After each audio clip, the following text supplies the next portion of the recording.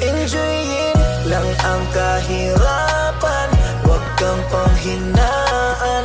Darating at darating din tayo sa ating inaasam.